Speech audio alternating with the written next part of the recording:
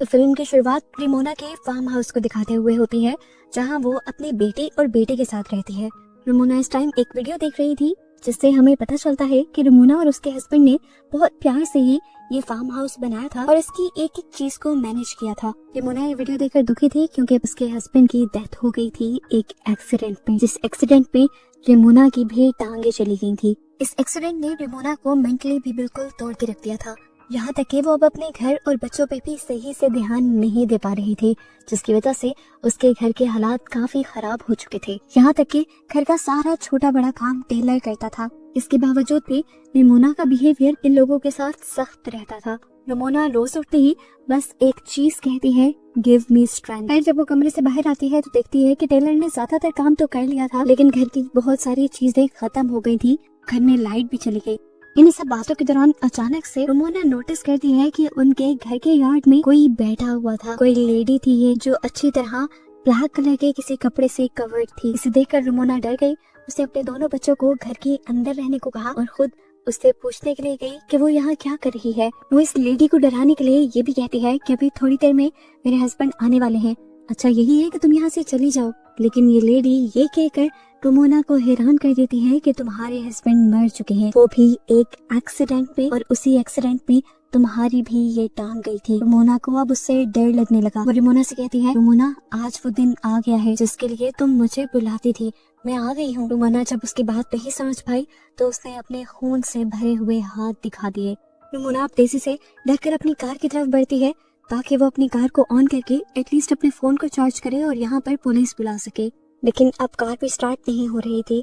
डरते हुए रेमोना घर के अंदर आ जाती है तो बच्चे उससे ब्लैक ड्रेस वाली लेडी के बारे में पूछने लगते हैं। वो बच्चों को कुछ भी बताने के बजाय उन्हें डांट कर चुप करवा देती है। बच्चों के सवाल जब खत्म नहीं होते तो रेमोना का गुस्सा एक हद से ज्यादा बढ़ जाता है। वो चीजों को तोड़ने लग जाती है और अपने बच्चों पर भी शाउट करती है, जिसके बाद खड़े होकर वो घर के सभी खिड़कियां दरवाजे लॉक कर देती है। इसके बाद जब वो बैठती है तो उसे अपने टांग के जख्म में दर्द फील होता है। वो देखती है कि वहाँ एक स्टिच निकला हुआ था। रेमोना नोटिस करती है कि वो औरत थोड़ा सा इनके घर के करीब हो गई है। ये देखते हुए वो सोचती है कि वो अपने डॉग चार्ली को घर के अंदर ले आए, लेकिन जब वो बाहर गई तो उसने देखा कि उनका डॉग भी वहाँ नहीं था।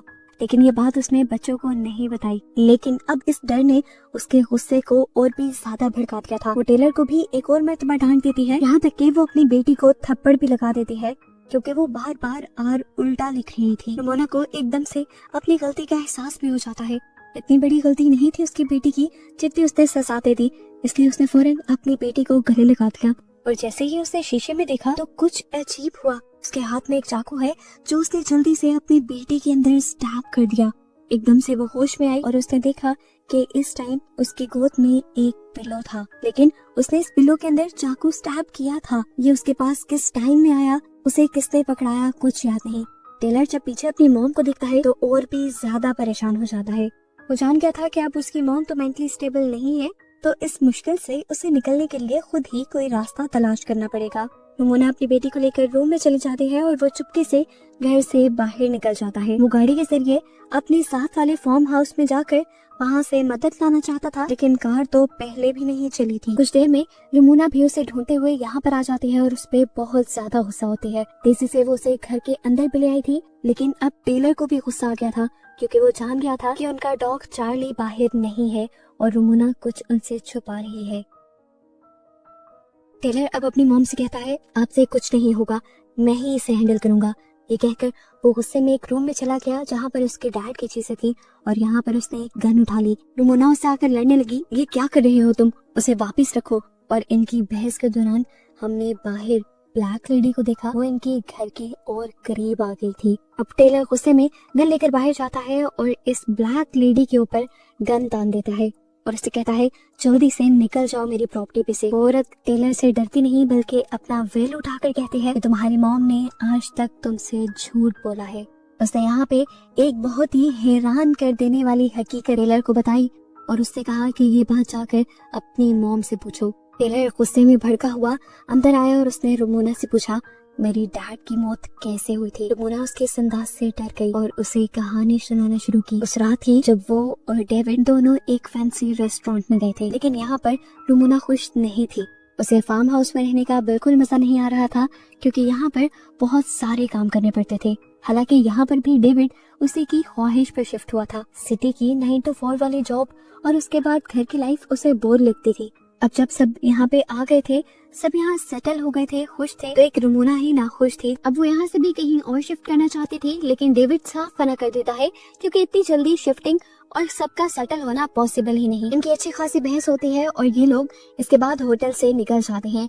दिखाया जाता है कि डेविड नहीं बल्कि उस रात रमोना ही कार ड्राइव कर रही थी। उसे अपने पीछे इसी ब्लैक लेडी का शैडो दिखाई दिया उस रात, जिसकी वजह से उसका ध्यान भटक गया और उनका एक्सीडेंट हो गया। हालांकि उसने तो बच्चों को ये झूठ बोल रखा था कि उस रात गाड़ी डेविड ड्राइव कर रहा था और उसी की वजह से एक्सीडेंट हुआ। टेलर ये हकीकत जानकर बहुत ज्यादा दुखी हो जाता है, टूट जाता है। उसके अंदर भी नेगेटिविटी ज्यादा होने लगती है और ऐसे बाहर बैठी हुई लेडी का असर इनके घर पे और ज्यादा होने लग जाता है। और इस दौरान हमें दिखाया गया कि इस लेडी का शैडो बड़ा होता जा रहा था। इस औरत के शैडो से बचने के लिए ये सब लोग एटिक में चले जाते हैं, लेकिन एटिक में भी वो ब्लैक लेडी अपने शैडो के जरिए रमोना की छोटी बेटी को अपनी तरफ खींच लेती है। ये लोग उसे पकड़ते भी हैं, लेकिन वो लड़की तेजी से खींची जा रही थी। तब टेलर जल्दी से जाकर उस विंडो को ही ढक देता है, जिसके जरिए वो ब्लैक लेडी रमोना की बेटी को कंट्रोल कर रही थी। और विंडो को कवर करने के बाद उसकी बहन छूट जाती है, लेकिन इसके बाद भी वो एंटिटी खामोश नहीं बैठी थी। वो इनके घर की लाइट्स फ्लिकर करके इनके घर की चीजों को गिराकर इन्हें डराती है और फिर रमोना पर हावी हो जाती है, उसे पोसेस कर लेती है। हावी होते हुए ऐसा सीन दिखाया जाता है जैसे रमोना और ये एंटिटी एक साथ मिल गए हैं। वो एंटिटी अब रमोना की बेटी को गले लगाती है और वो भी गायब हो जाती है। टेलर अपनी आंखों से देखता रहा और कंफ्यूज हो गया। वो अकेला ही यहाँ खड़ा रह गया था। उसकी मॉम और बहन को इस एंटिटी ने एकदम से गायब कर दिया था। तभी अचानक पीछे से रमोना अपना लाइटर लिया है यहाँ पर। अब रमोना और टेलर दोनों मिलकर रमोना की बेटी को ढूंढने लग जाते हैं और ऐसा करते हुए रमोना एक ऐसे कमरे में चली जाती है जो कमरा उसे उसका पास दिखा रहा था, जिसमें उसे डेविड भी नजर आया।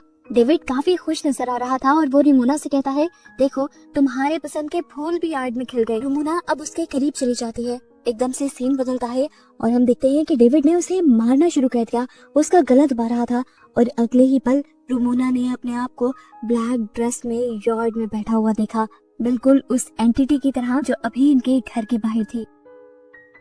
इस टाइम उसके सामने रमोना का दूसरा वर्जन आया। ये वो सीन बन गया जब रमोना पहली मर्तबा इस ब्लैक ड्रेस वाली लेडी से बात करने के लिए आई थी। यहाँ इस सीन में ब्लैक ड्रेस में बैठी हुई रमोना अपने मुंह से वो ब्लैक कपड़ा, ब्लैक वेल हटाने लगती है और उसके सामने वाली रमोना अजीब से तरीके से कहती है, वो दिन आ गया जिसका तुम्हें इंतजार था। सीन अब यहाँ से कट होता है और रमोना दोबारा अपने आप को एटिक में देखती है, जहाँ उसके दोनों बच्चे मौजूद थे। ये लोग वापस नीचे उतरते हैं तो उसके सामने वो ब्लैक ड्रेस वाली लेडी आ जाती है, जिसे देखकर रमोना डर जाती है और उसके ऊपर गन तान देती है। तो ये लेडी कहती है, मैं खुद से यहाँ नहीं आई, तुमने मुझे बुलाया है। हर सुबह तुम उठ के कहती थी, गिव मी द स्ट्रेंथ।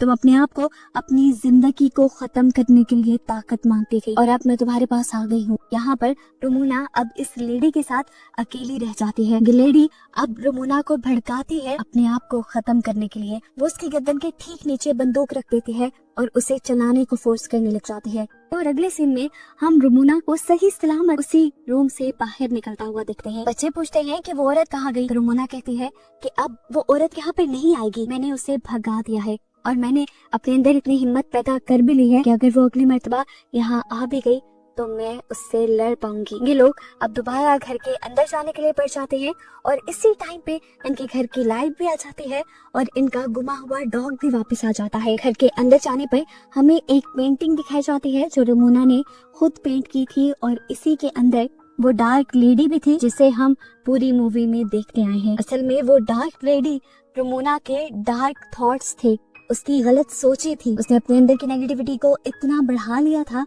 कि उसकी नेगेटिविटी ने एक फिजिकल शक्ल ले ली, एक एंटिटी के रूप में उसके और उसके फैमिली के सामने आ गई।